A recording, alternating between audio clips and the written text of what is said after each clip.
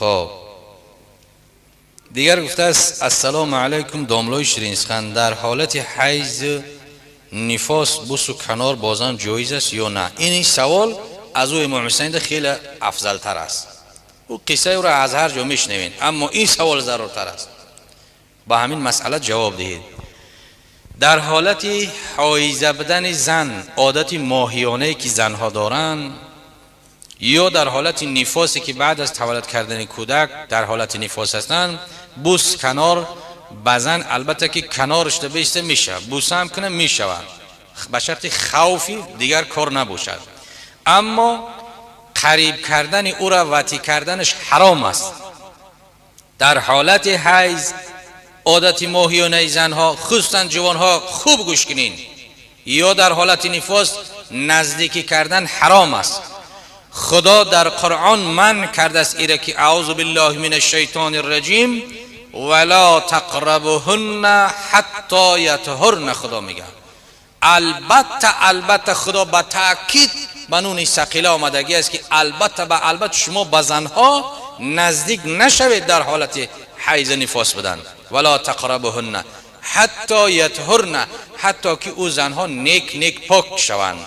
وقتی که حیضش تمام شد، نفاسش تمام شد، غسل کنه، تازه کنه، خشرو کنه، خوشبویی کنه، بعدا همخوابگی شدن جایز است. در حالت حیض اگر به شرطی که شیطان وسوسه کنه و یگان جوان فعلی بده بکنه، اگر توبه و استغفار کنه رو به خدا بیاره، اگر حلالش بدونه کافر می شود، چون که خدا منع کرده است در قرآن. بعضی مسئله ها در گفته است که 1 دینار صدقه کنه، 1 دینار 100 سوم باشه، 200 سوم باشه، صدقه کنه.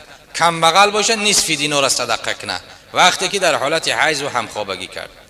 دیگر همین که این یک حکمت الهی است، همون عادت ماهیانه، اون خونه که میبراید همه اون زهر زقوم و میکروب است. و شاید که اکثر کسل هایی که در مردها میشود اما حالت همخوابگی میکنن، همون کسل ها و میکروها به مرد میگذرد.